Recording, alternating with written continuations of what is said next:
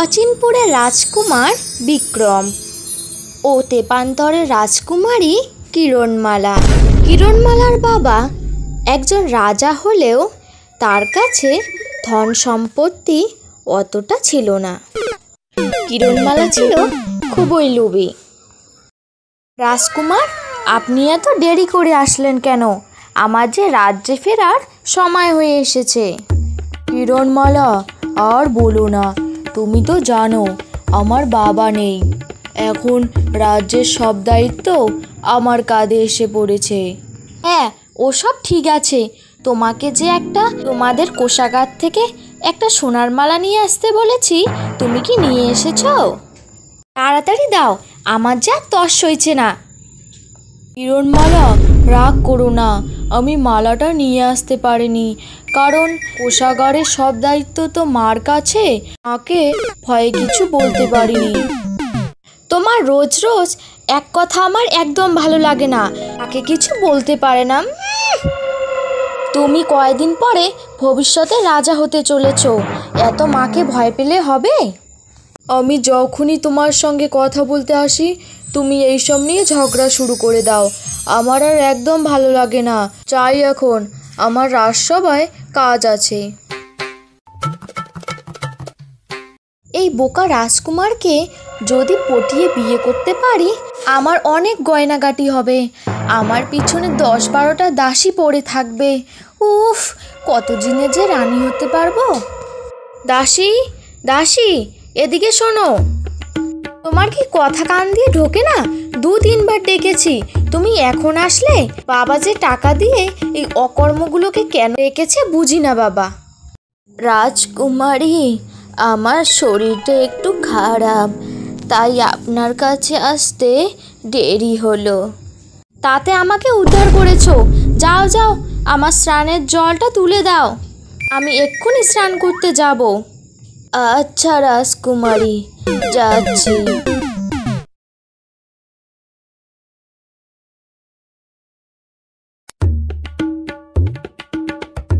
রানীমা, আপনি আমাদের বাড়িতে এসেছেন, আমাদের এত সৌভাগ্য। রানীমা, ঘরে চলুন। কে তুমি মেয়ে? আমি তো তোমাকে চিনলাম না।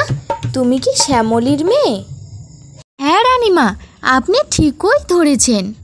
রানীমা, মা তো এখন বাড়িতে নেই, মা তো বাজারে গেছে। আপনি একটু বসুন, মা এক্ষুনি চলে আসবে। মা, আজকে আর বসবো না। তোমার মা বাড়িতে ফিরলে তোমার মাকে বলবে তাড়াতাড়ি রাজসভায় যেতে। রাজসভায় একটু কাজ আছে তো। আচ্ছা রানীমা, বলবো। আচ্ছা মা, আজকে তাহলে আসি। কে মেয়ে তুমি? তোমাকে তো চিনলাম না, আর তোমাকে দেখে তো রাজকন্যা মনে হচ্ছে। নমস্কার রানীমা, আমি কিরণমালা, আমি অচিনপুরের রাজকন্যা। আচ্ছা আচ্ছা, তোমার কথা শুনেছি বটে। ও আচ্ছা, শুনেছেন তাহলে। রানীমা, আপনাকে একটা কথা বলতে চাই। রানীমা, আমি আর বিক্রম দুজনকে ভালোবাসি, আর আমরা বিয়ে করতে চাই। এটা তো সম্ভব না মা। আমি জানি তুমি কি রকম। আমার খাস দাসী তোমার কাছে গিয়েছিল, তুমি কি রকম ব্যবহার করেছো আমি সব জানি। তোমার মতো রাজকন্যা আমাদের রাজ্যে রানী হওয়ার যোগ্য নয়, বুঝেছো তুমি? তুমি আর কথা বাড়িও না, এখান থেকে চলে যাও। ও, তাহলে আপনি সব জানেন। তাহলে আপনার কাছে লুকিয়ে কী লাভ বলুন তো? আমি বিক্রমকে এই রাজ্যের জন্য ভালোবাসি, কারণ ও কয়দিন পরে রাজা হতে চলেছে, আর আমি হব রানী। আমি বেঁচে থাকতে এটা কিছুতেই হতে পারে না। আমার ছেলের এত বড় সর্বনাশ কিছুতেই হতে দেব না। আপনার এসব আজে বাজে কথা আপনার কাছে রাখুন। বিক্রম আমাকে খুব ভালোবাসে, ও আপনার কথা কিছুতেই মেনে নেবে না। ও আমাকেই বিয়ে করবে, আর আমি রানী হয়ে এসে আপনাকেই সবার প্রথমে চোর অপবাদে এই রাজ্য থেকে তাড়াবো। তুমি এত বড় কথা বললে? এরপর রানী ও রাজকুমারীর মধ্যে মারামারি শুরু হয়ে যায়। মা, কিরণমালা, থামো তোমরা।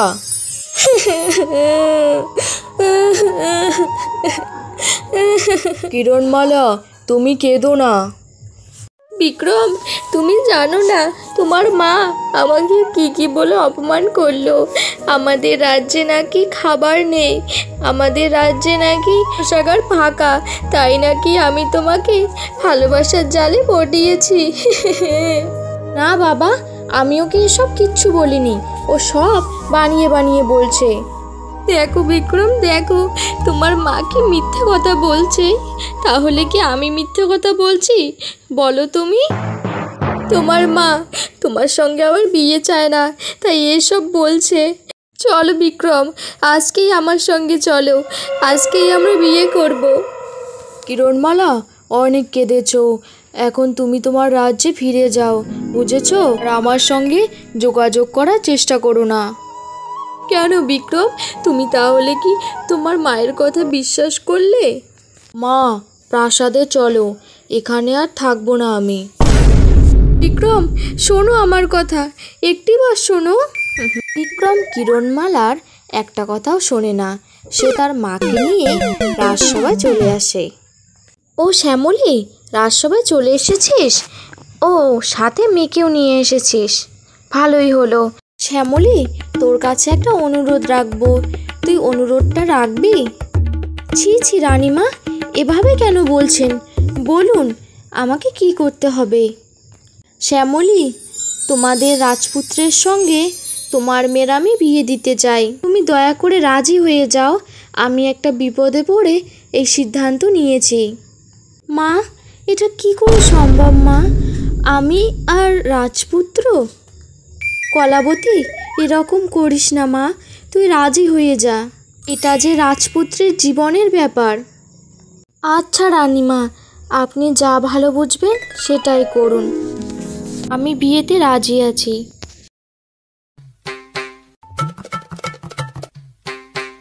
বিক্রম, নদীর দিকে এক দৃষ্টিতে তাকিয়ে এভাবে কি দেখছিস?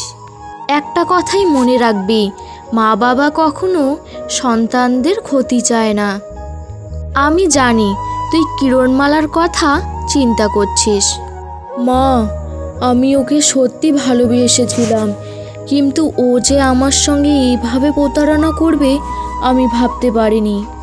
আজকে যদি আমি কলাবতীর সঙ্গে তোর বিয়ে না ঠিক করতাম, কিরণমালা চুপ করে থাকার মেয়ে নয়, ও অবশ্যই তোকে পাওয়ার অনেক চেষ্টা করবে।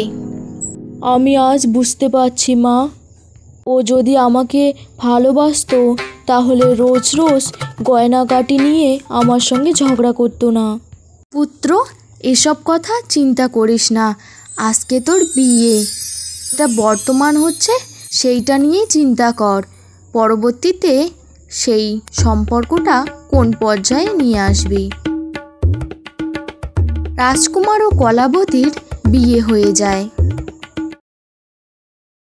মহারাজ, আপনি এখন আসলেন?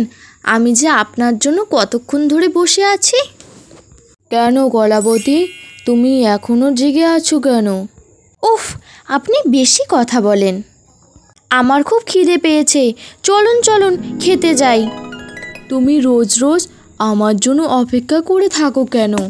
এত দাসদাসী আছে, তোমাকে কেউ কি খেতে দেয় না? আচ্ছা, দেবে না কেন খেতে বলো তো? তুমি খাওনি, তার জন্য আমিও খাইনি। মা বলেছে স্বামী আগে না খেলে স্ত্রীর খেতে নেই। আমি যতই রানী হই না কেন, তুমি তো আমার স্বামী, বলো? আচ্ছা বাবা, হয়েছে হয়েছে, তোমার সঙ্গে আমি পারি না, চলো চলো খাবে চলো। এভাবেই বিক্রম ও কলাবতী রাজ্যে সুখে বসবাস করতে থাকে।